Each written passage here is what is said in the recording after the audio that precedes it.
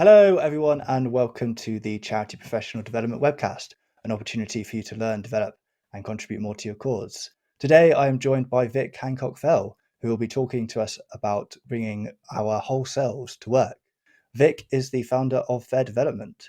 She has almost 15 years' experience working within the small charity sector and is passionate about helping small charities access the appropriate and affordable support they need and deserve.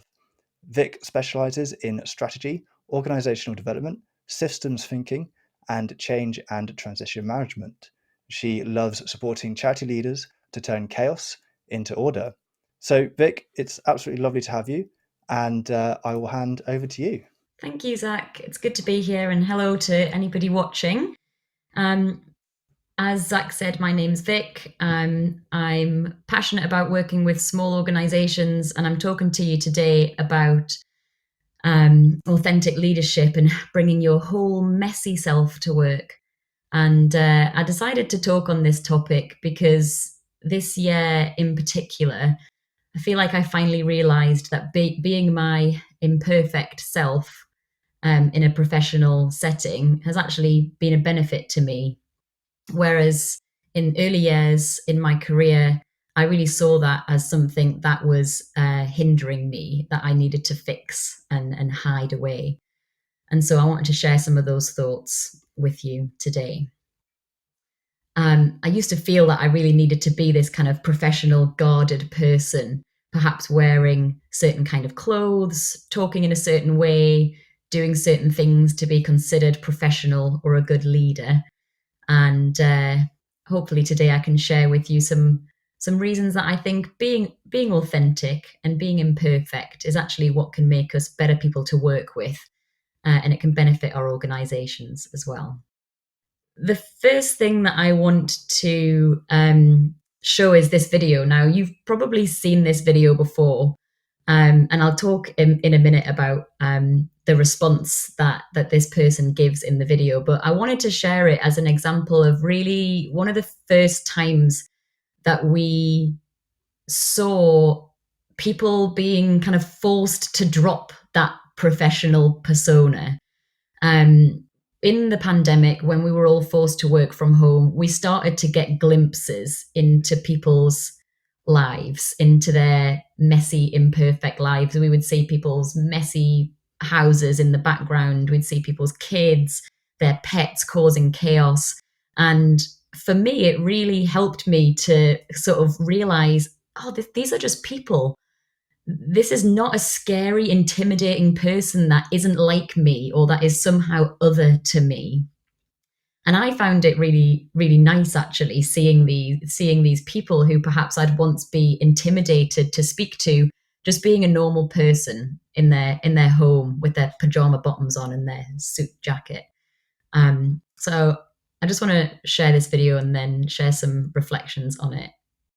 Scandals happen all the time. The question is, how do democracies respond to those scandals? And what will it mean for the wider region? I think one of your children has just walked in. I mean, shifting sands in the region. Do you think relations with the North may change? I would be surprised if they do. Pardon me. That's right, carry on. My apologies. What's this going to mean for the region? My apologies. So, I mean, bless him, obviously, that dad did not respond very authentically. He obviously had a real issue and a real discomfort in showing kind of the father part of his persona. And he got a lot of backlash, and probably rightly so. I mean, he's putting his hand on the kid's face, and they did quite a few as a couple. They did quite a few interviews afterwards, kind of saying like, obviously, he regrets dealing with it in that way. But I think it just is a really good example of one of those first instances where we were getting glimpses into people's lives, and this man, obviously, he's suited and booted. He's got his smart hair. He's being interviewed by the BBC. He's putting on his professional persona, and he's completely neglecting the rest of his personality, the fact that he's a father, the fact that he's a husband, the fact that he's in his home office and it's a little bit chaotic. And actually, there are some other examples of similar situations where professionals in a work capacity are being interrupted by pets or family members, and they're dealing with them in a much more human way. That they're picking up their children and putting them on their laps, or they're just kind of, acknowledging to the interviewer, like, "Oh, sorry, that's my doorbell going off." And I think that we all react much more positively to the latter. This poor guy got a lot of backlash for not being his authentic self. But I think it's one of the things that really just got me thinking about why authenticity in kind of a professional capacity is really important. I actually have never been able to not be authentic, and I don't mean that to sound in a braggy sort of way, but just the way that my brain works is I have verbal diarrhea, I have no filter, I can't stop the thoughts coming out. And early in my career, I really felt that was a disadvantage to me. And I was told actually by people that was a disadvantage. And so I have learned to restrain myself somewhat. But I've also learned to realize that being transparent and open and vulnerable and genuine have been really positive. And I've had lots of people later in my career saying that they like those things about me. It makes me approachable and easier to work with. So for anyone who's listening, who's perhaps earlier on in their career or not as kind of confident in bringing their authentic self to work, I would just tell you to push back against those people who tell you that you're, not professional enough, or you're too open or honest. It's only ever helped me.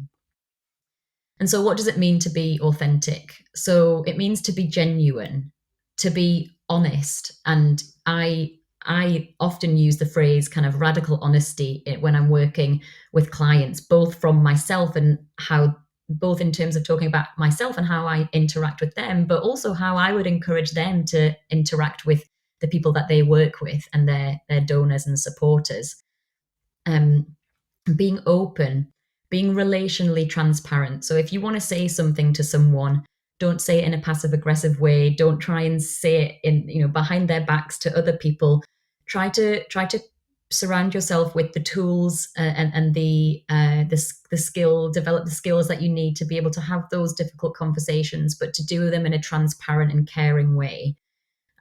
To be fallible and accept that we are all humans and we're all imperfect, and to accept that and own that.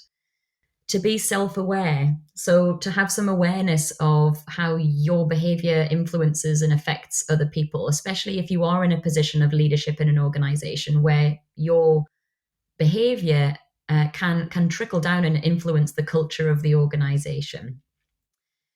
Can you be a safe person? Can you create an environment and an atmosphere in your organization where people feel safe in coming to talk to you? Are you attentive? Are you paying attention to other people? Are you noticing if somebody feels perhaps not able to talk to you openly? And are you vulnerable? Again, this is something I've never been able to not do. If I'm not feeling well, if I'm feeling stressed, if I can feel that my mental health is starting to struggle, the only way I know how to cope with that is to tell people. And if that's my partner or my family or friends or my colleagues, especially later in my career, I've kind of not distinguished between those groups. And it's partly because we spend a lot of time working with our colleagues. We spend more time perhaps with them. If we're in a full-time job, we're spending more time with our colleagues than we are our family or friends. And so for me, being vulnerable in saying to a peer or a colleague, I'm really not feeling it today. I'm not feeling good at the minute. My mind is not working in the way that it needs to work for me to get this piece of work done. That has helped me, and I think it's helped the people on the receiving end of that vulnerability, because it's helped them to understand how they can best work with me to get the best out of me. And it's scary to be vulnerable, and some people are very comfortable with it, and some people really don't want to let their guard down. And so I'd say if you're perhaps on the end of the scale or the end of the spectrum where you really don't feel comfortable with that, is just to explore what level of vulnerability does feel appropriate for you, and how to just start having those kind of conversations. Most recently, my kind of biggest vulnerable thing that I did was to speak to my line manager. So I've been running fair development alongside day jobs in-house at charities for the last 6 years. And it was just in the summer this year that I left and became fully self-employed. But when I was in that last job with my line manager and lovely chair of trustees, I'd come back from maternity leave and was diagnosed with postnatal PTSD. And the symptoms of that are memory loss and brain fog. And I came back to my job, and I was forgetting conversations that I'd had the previous day with someone. I was forgetting key bits of information. And before I knew it was PTSD, I just thought, I'm completely incapable of doing this job anymore. And so I was coming up with lots of coping mechanisms to try to manage this. I was taking, copious notes. My calendar was blocked out in minute detail, trying to remind me of all of the things that I needed to do to get around this. And in the end, I just thought, I'm going to have to tell my colleagues that this is something that is happening with me, so that they can kind of, make some sort of compensate, I suppose, for my uselessness. And I really did feel useless, like, oh gosh, I can't even remember these most basic things.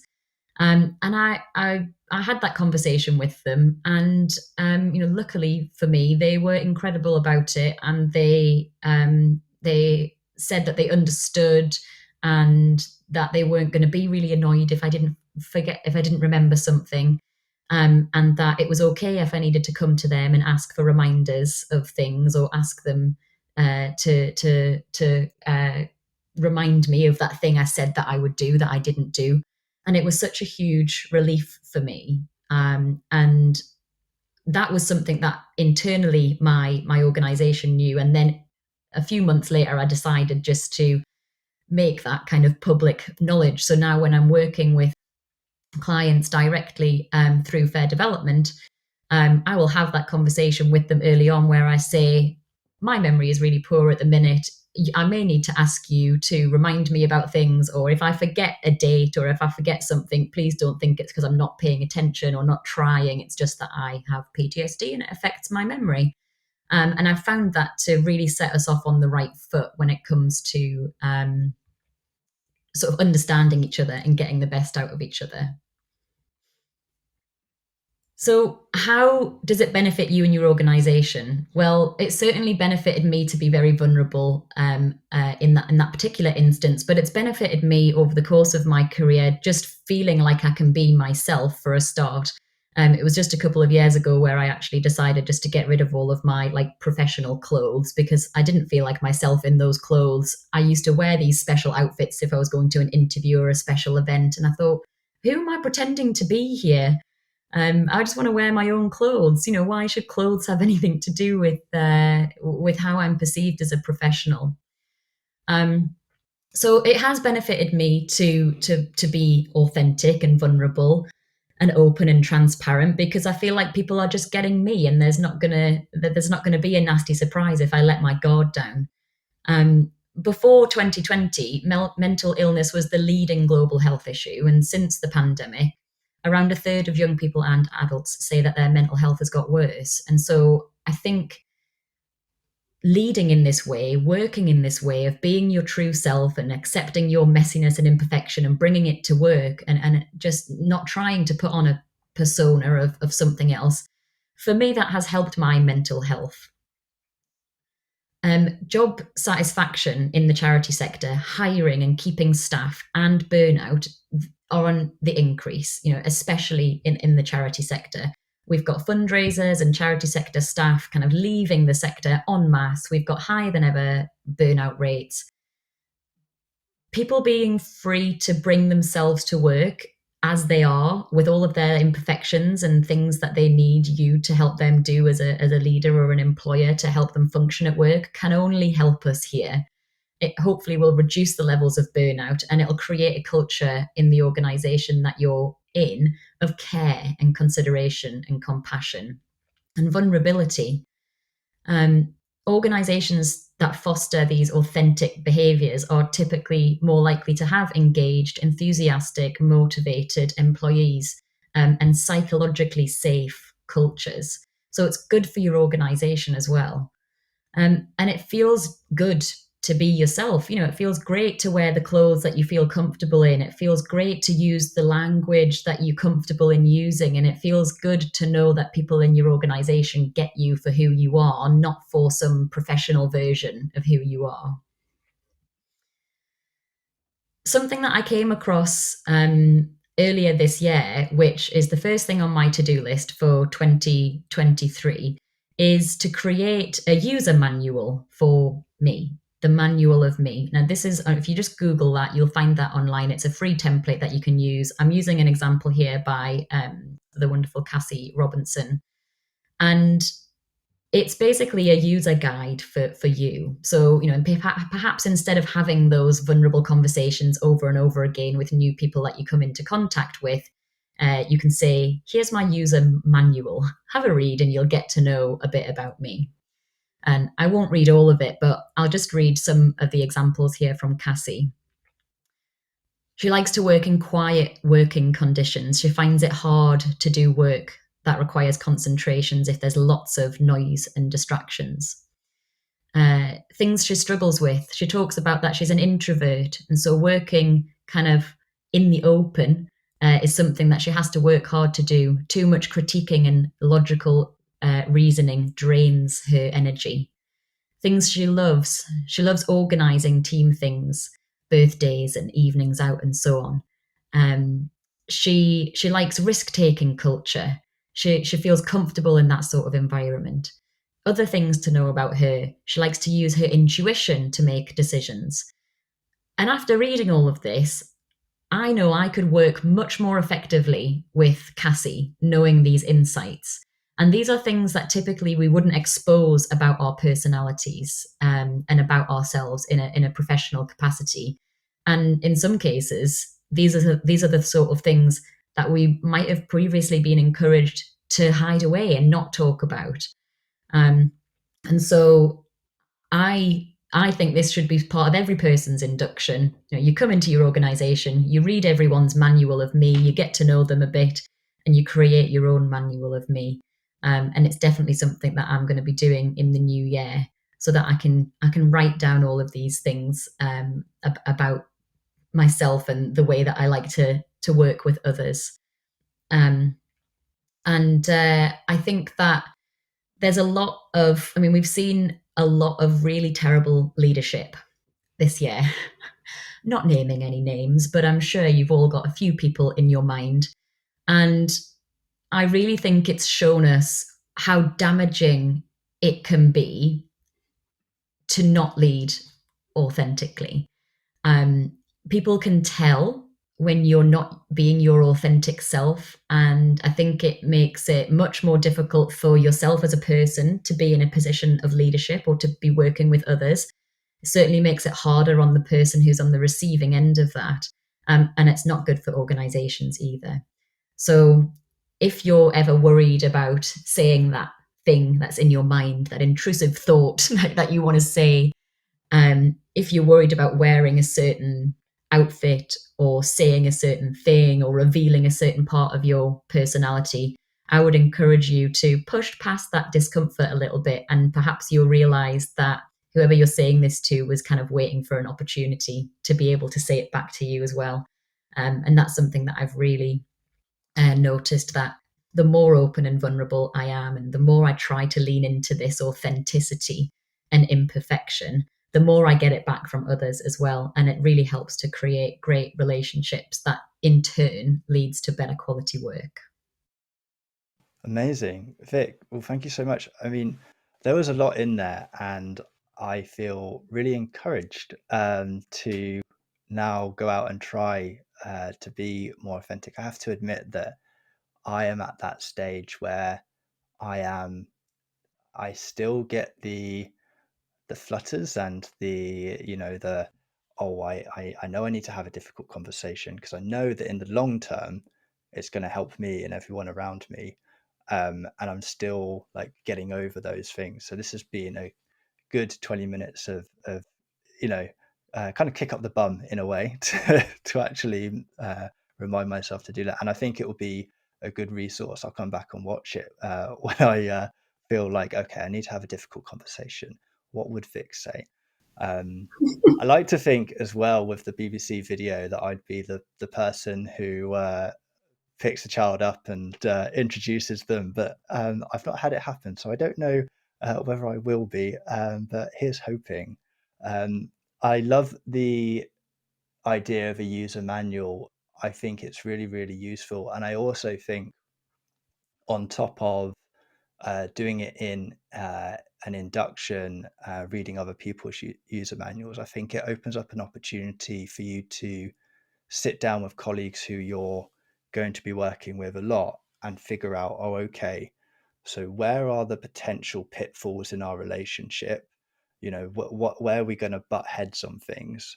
And you can have that conversation early to say, oh, I mean, for me personally, in my past, I've had a line manager say to me, "Oh, you're so lovely and personable in person, but over email, you're really short." And that's just because I see emails as like kind of information sharing as opposed to rapport building. And I've kind of accepted that I need to build a little bit of rapport over emails now, and I've softened up a bit over on the email. So I've sort of taken the feedback, but I know that my natural is to just get in the information that needs to be there. So actually having a conversation at the start of a relationship to say, if I send a short email, it's just because that's my natural writing style, and I'm really sorry. And it might avoid any potential disagreements or hurt or anything like that. So this has been a wonderful session, and I hope everyone can take as much away from it as I have. Do you have a final thought? And if people want to find out more about you, where should we go and look? Sure. Final thought. I think, is it a book called Feel the Fear and Do It Anyway, or is it just a catchphrase? Anyway, it's something that sort of runs through my mind when I'm hovering over a vulnerable post that I'm thinking of putting out there, or pressing send on an email that is perhaps a little bit close to the bone. Usually I just think, oh, well, I'll just do it and see, and that is partly my personality, but I would encourage others just to push past that little feeling of nervousness. How am I going to be perceived? Because generally, humans are humans, and we are all just people sort of faking it until we make it and trying our best. And I've worked with some people who, before I interacted with them, I felt very intimidated, and then I got to know them and I realized they were just a person like me who make mistakes. And so I would just encourage people to kind of remember that it's just another person, and that has helped me to feel a bit safer in bringing that vulnerability in. And in terms of keeping in touch, I'm on Twitter and LinkedIn, just as my name, Vic Hancock Fell. That's probably where I'm most active. And if anybody's watching and they'd like to connect or have a go at being vulnerable with me in my messages, then I am happy to be the guinea pig for your first attempt into vulnerability. So please do get in touch if anybody's interested in chatting more on that. Brilliant. Well, there you go, everyone. An opportunity to have a test go. Brilliant. Well, thank you so much, Vic. Thank you, everyone, for tuning in, and I hope to see everyone in the future.